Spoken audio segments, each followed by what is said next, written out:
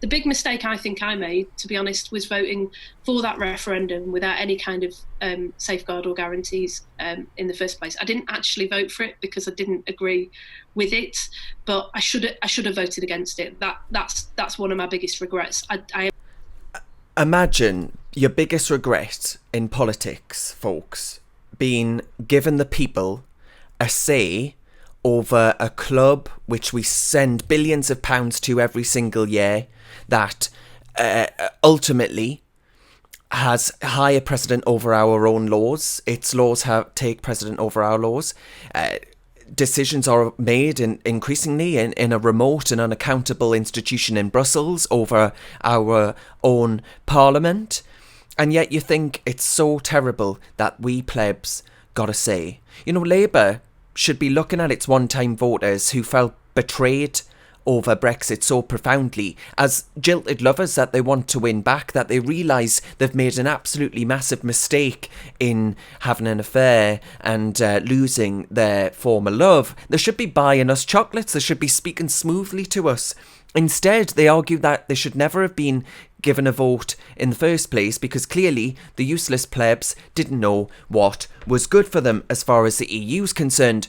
And I really do find this view expressed by the Shadow Foreign Secretary, who, let's be clear, is supposed to be a part of Labour's government in waiting, to be truly repugnant. The plebs voted the wrong way, so the one regret that she has in politics is giving them the opportunity to ignore the advice of them, our betters. This, in a nutshell, explains the massive landslide, 80-seat majority, for the Conservative Party in, let's not forget, many of Labour's one-time heartlands.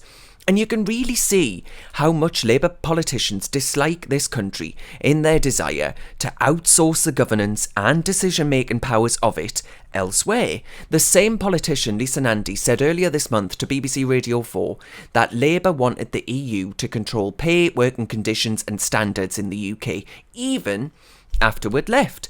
I mean, folks, I don't know about you, but I find that fundamentally incompatible with the Brexit mandate. In what way is that possibly able to be constituted as taking back control? In what way does that say that the UK is a country proud of governing itself and no longer outsourcing its own governance? It doesn't. This would be accepting vassalage. This would be accepting becoming a satellite state of Brussels. The EU could introduce the most insane of measures and we'd be rendered utterly powerless to stop it.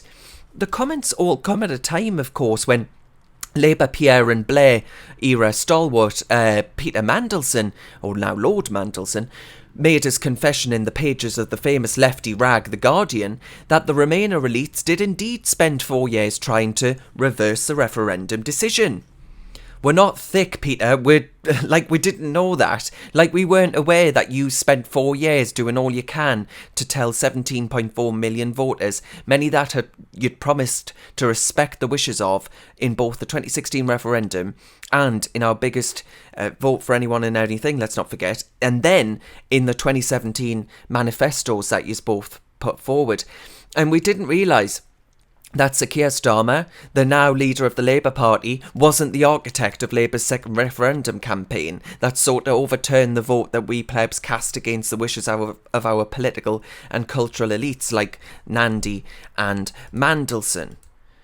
I think ultimately, folks, we're not thick, right? We know that they teamed up with the likes of Speaker John Bercow. We know that the likes of Dominic Grieve did all they could in cahoots with the Labour Party to overturn our vote and silence our voice. We must never, ever forget them, let them forget that we know what they're about, and we won't forget or forgive that ultimate betrayal, the biggest political betrayal in my lifetime, and I would bet in many older people's lifetimes as well. It really was quite outrageous, probably not since Ted Heath. So, Lisa Nandy, I think your view there, expressed so willingly and so openly, is absolutely abhorrent, and I really do hope that voters don't let you forget how much you have let them down. I'm Darren Grimes for Reasons UK.